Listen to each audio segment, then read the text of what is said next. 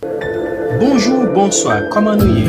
Non pas monsieur Guito Augustin, une autre fois encore branché sur Channel Telegram. C'est la première fois rencontrer Channel ça, ou mettre tout accroché, s'abonner et puis activer la cloche de notification pour jouer une chance de joindre toute vidéo nous laguer en premier.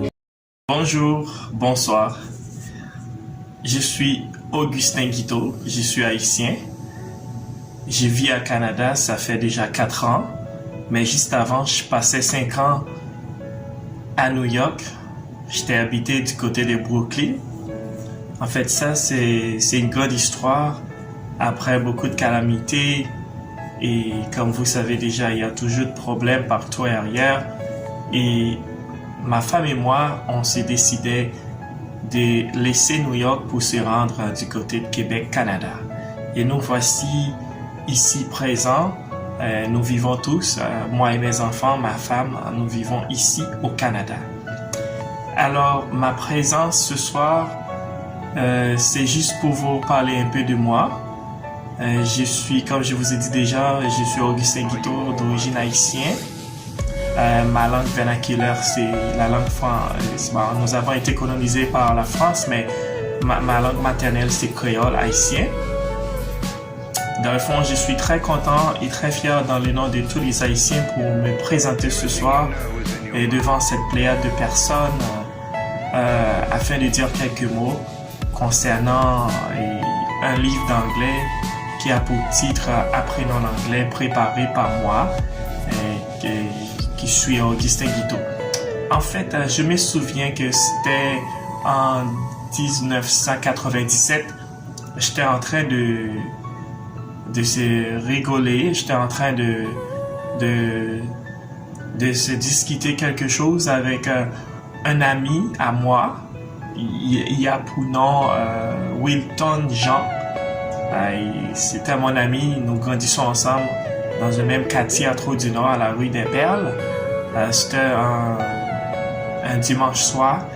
Et puis donc, dans le fond, j'ai entendu dire un autre collègue qui s'appelle Tilous, il dit I'm going to church. Mais c'était un dimanche soir, comme je vous ai dit déjà. Et puis là, je ne comprenais pas. Je me suis dit, qu'est-ce qu'il dit? Et puis mon ami m'a répondu qu'il dit, il va à l'église.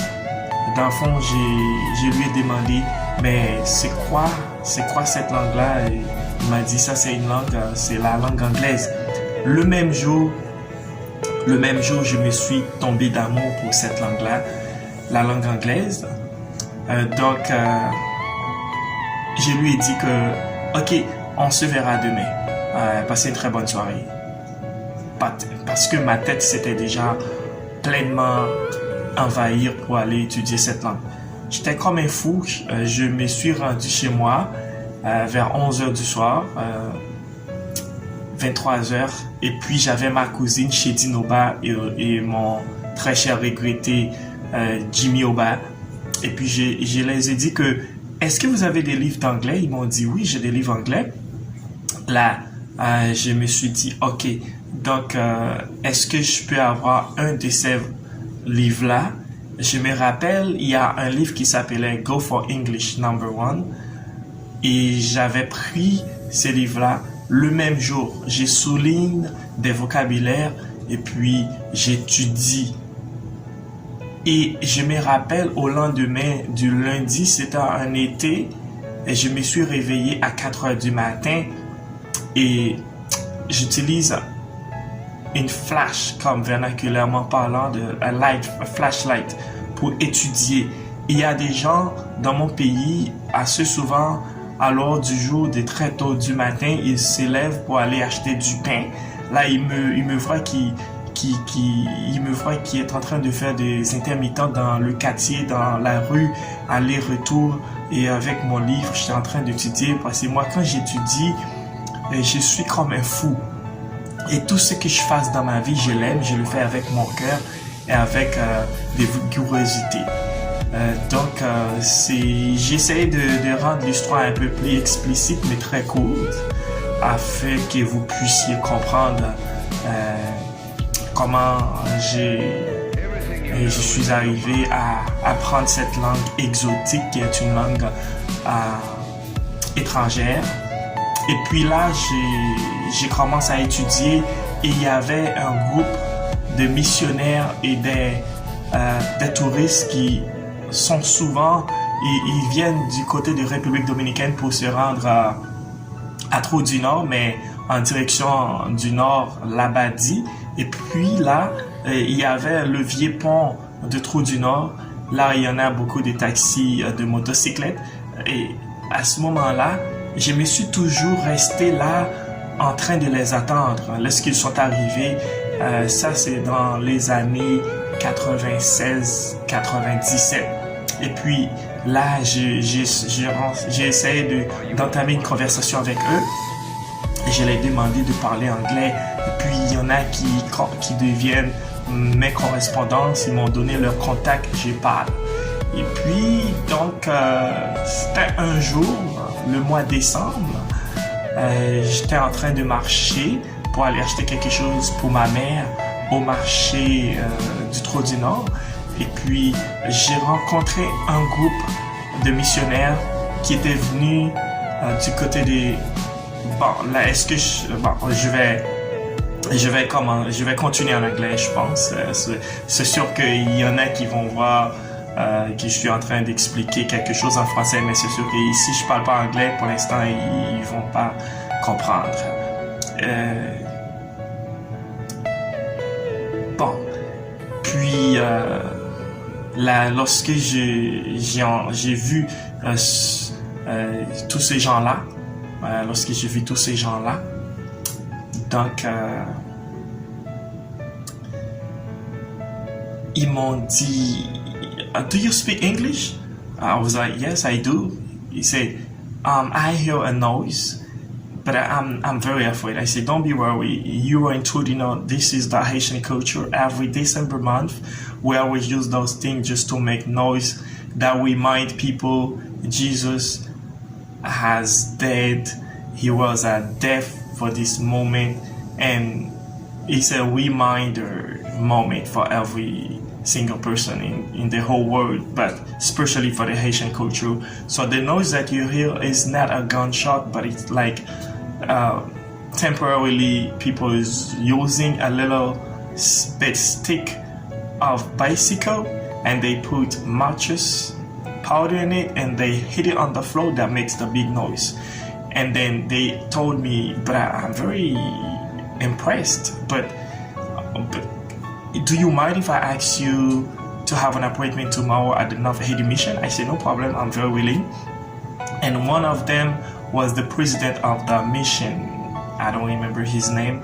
So he told me, I'm waiting for you tomorrow at 8 o'clock at North Haiti Mission Cayes for an appointment because we're looking for an English teacher.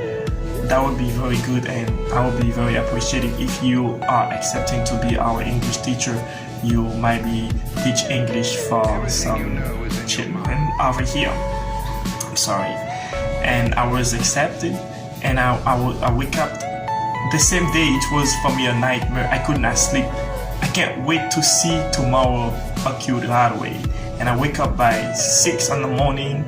I take a shower, and I walk from Trou-du-Nord until Cayes.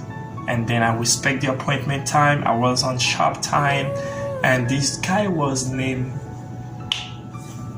I forget, I'm sorry. So when I arrived, they introduced me on other people, and they told me that would be $60 of a month, $60 US, if you accept to teach English for us. And I was accepted, and I started doing that, doing 2 years or 3 years, I don't remember exactly, till I meet someone. She's named Martha Schultz.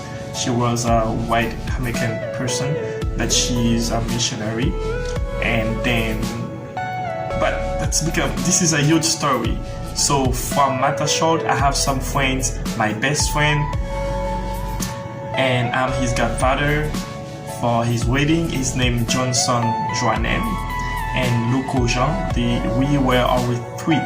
We were a triple. So, and they introduced me their friends, Mrs.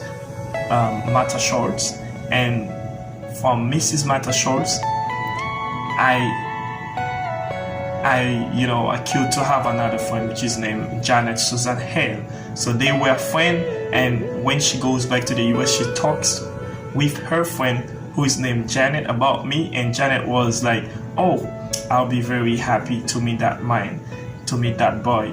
And I can tell you guys, God knows my heart. I can never forget Mom Janet.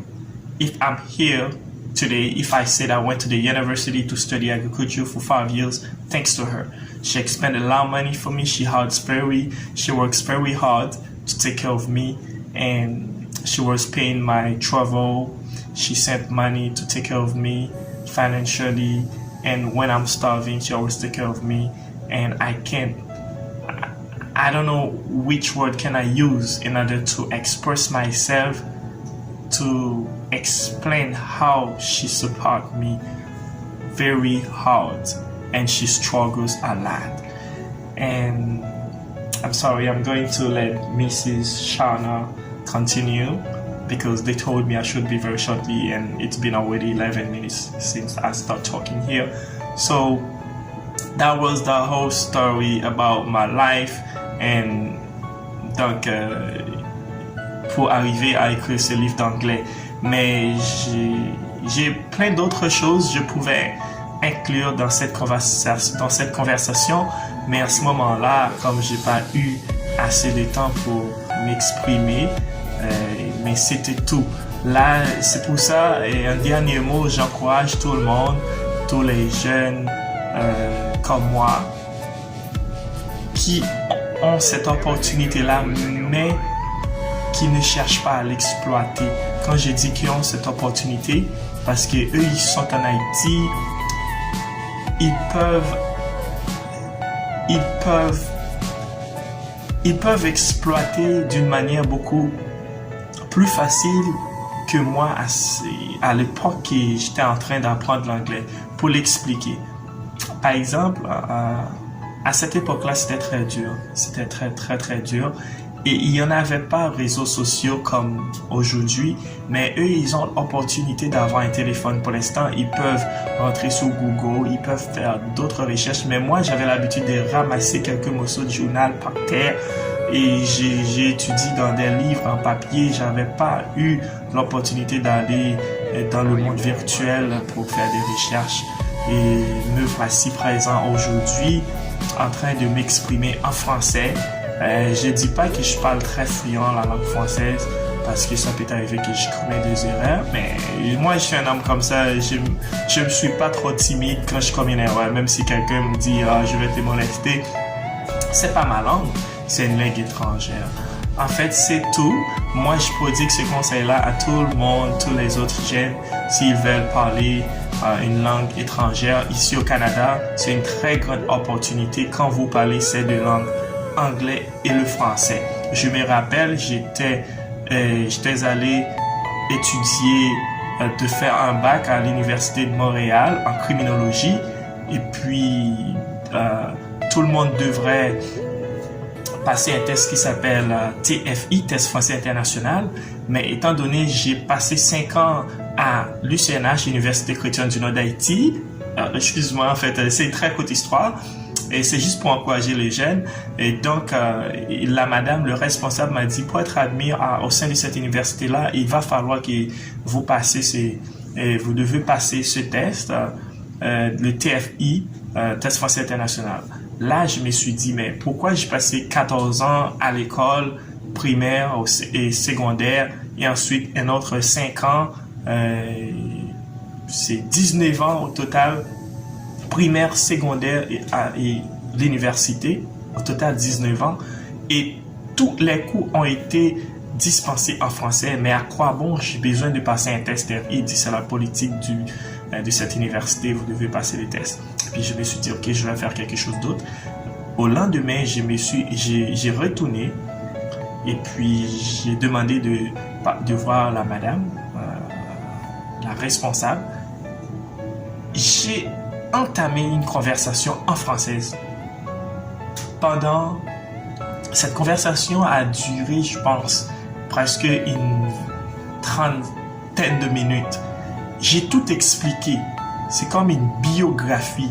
C'est une autobiographie de ma vie. J'ai tout dit, de tout et de rien, mais en français.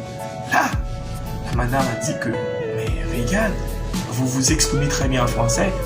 Et, ok, vous pouvez aller chez vous, je vais vous écrire un courrier. Et puis là, j'ai reçu une lettre qui dit que Monsieur Quito Augustin, bienvenue au sein de l'université UDEM, Université de Montréal. Vous n'avez plus besoin de passer les TFI. Bienvenue. Alors, les gars, là, j'ai vraiment... ça dit beaucoup. En fait, merci de ce que vous m'avez permis de prendre tout ce temps-là, de m'exprimer et aussi de vous expliquer la raison pour laquelle et comment j'arrive à écrire ces livres d'anglais, à rédiger ces livres. Et merci parce que vous m'avez aussi permis de prodiguer ce conseil aux autres jeunes, peut-être qui étaient en train d'apprendre une langue, n'importe quelle langue exotique, soit l'espagnol, l'anglais, français, mais au cours de la route qui tombaient en découragement. Je vous encourage de continuer. Merci. Merci beaucoup. One.